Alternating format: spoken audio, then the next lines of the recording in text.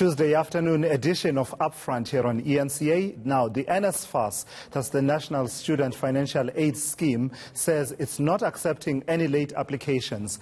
The National Student Financial Aid Scheme is refuting reports that its cycle for late applications is open. For more on this, then I'm joined in studio by the scheme's Randall Carolison. Thank you so much for coming through, Randall. So there was a sense, there were people who believed that you take late applications. Where did this confusion come from? Well, look, first of all, we agreed with the system that the 30th of November is the final date, and we did a lot of work last year. We did a lot of work to actually register those record number of applicants that we received. I don't know where this comes from, but it is fake news. The cycle is not open. However, what we do is we do accommodate the walk-ins at TVET colleges because students still believe university to be the first port of call. And if they therefore are not successful, they then revert back to the colleges. And so we allow the colleges then to register students, and at the same time, if they're eligible for Nsfas, to then make that same application. This means that we have to have a rapid turnaround in the processing of that so that we can fund those students in time. Right. So talk to me then, as you and I talk at the moment, there are students queuing, for instance, at the Tshwane University of Technology, which is not a TVET college, hoping to gain a place. What happens with those students who are accepted so late at university? So universities are governed by an enrollment plan. And, you know, on the one side, if they exceed their enrollment plan, they are punished. But on the other side, if they don't make the enrollment plan, they deny people possible potential places. So we will then have individual discussions with those institutions, and we will work through a process that we've developed together with DHET to cater for that type of environment, where universities have not fulfilled their enrollment plans. But that's on a one-on-one basis. So there's no issue about the cycle being open, because that means carte blanche. It's been targeted that we look at people that have specific needs and talk to the university and TVET authorities. So what is the reason why you can't do late applications? Because the longer you take to accept late applications, the more disturbances you introduce into the system. Now, you will appreciate the large number of registrations that we had last year. So that is all processed over the Christmas season, where there were outstanding documents. We were able to follow up on that. And so when you open, the longer you take them, the more instability you introduce into the system, because then the turnaround time becomes long. Students don't get funded, they become upset, and then a lot of instability in the system. We also have to be wary about our budget constraints. We don't have an unlimited budget. So we will have to have some discipline in the system where we say that the time is open, we can plan, therefore, for 2020 properly. And it's all got to do with planning and budget. So more than 500,000 applications received, many of them done via your online application system, and many of them from recipients of social grants, which you're saying you've verified through Home Affairs as well as social development. But what does this mean for funding? Where do we stand in as far as your ability to fund all of these students? So as I said, we determine the upfront eligibility, where the students qualify for Nsfas funding. They only become funded once they register at a public university or public TVET college for a approved course. So all that is being modeled, and we are confident that we can meet that demand. So it doesn't mean that you're automatically funded. The next step is to actually receive your registration. Once we receive the registration data from the institution, we then activate the funding, and the funding then starts to flow both to the institution and to the student. I'm just curious, what percentage of the applicants and those who are eventually funded?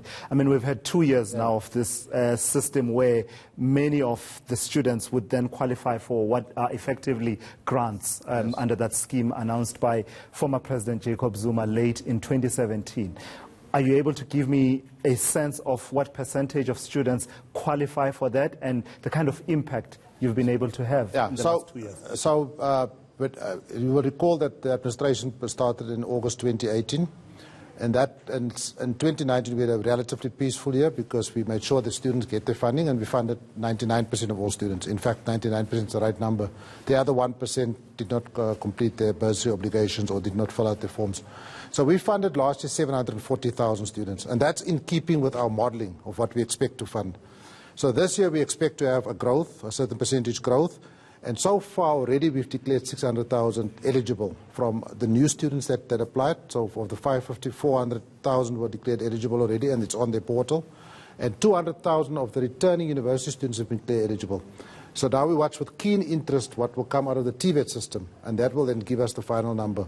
So all that has been modelled according to the enrolment plans that we receive from the Department of Education, as well as the different institutions. So we are comfortable that we can fund it, and we are comfortable that we can fund them for the duration of the course. Lastly, Randall, last year you had some hiccups, and that's putting it mildly. There were a number of students who were frustrated, basically saying that Nsfas has not paid at my institution, and we saw some of them complaining about results being held back and those kind of things. That shouldn't be happening. So let me be very clear. So if you're a Nsfas student, and I said this a number of times in the media the past few days, and I've spoken to a number of vice-chancellors, if you're a Nsfas student, there's no upfront payment or no registration fee.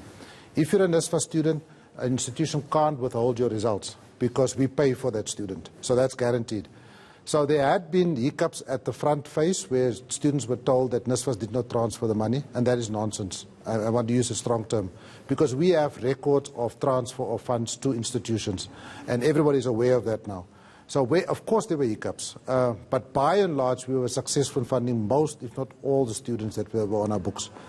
You must remember that when I was introduced in August 2018, Nsfas was in complete disarray. And in a very short space of time, students were not funded for 8 months in 2018. Very short space of time we had delivered to those students so that we have a peaceful 2018 conclusion of that academic year. And that we carried over into 2019. So we learned a lot of lessons. We've come a long, long way, but there's still some way to go.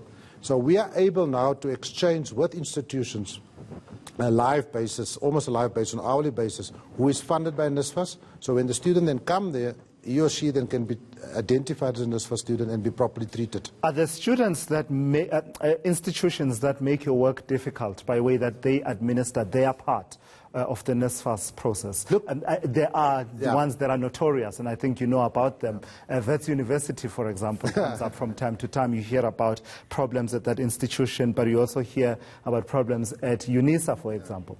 So yes, look, it's both ways. Okay, so every incident we treat as a learning experience. But I can say with a lot of conviction now that the exchange of information is real time and it's much, much better than it used to be in the past. So like I said, institutions can see who we register. We in turn can see who they register. So for instance, that's the reason why we are able to have declared 200,000 returning students eligible even before the start of registration, which is a massive improvement, because in the past Nsfas used to declare that only in May. We don't want to sing our own praises and we don't want to blame anybody, but we are working very effectively together with institutions. Okay. Randall, thank you so much for coming through. By the way, the issue of the demands by some students who were distance education students for Nsfas to fund things like laptops and the likes, has that been resolved? It's not entirely resolved, but we have made progress in our discussions with UNISA. That's what I could possibly say at the moment, because UNISA is a distance teaching university. Yeah. The fact that it's now assuming some character of face-to-face teaching is something that we have to work through before we can make a decision. Thank you so much, Dr. Randall Carolison of Nsfas, the National Student Financial Aid Scheme, talking to me there about the processes going into this financial year and academic year at institutions.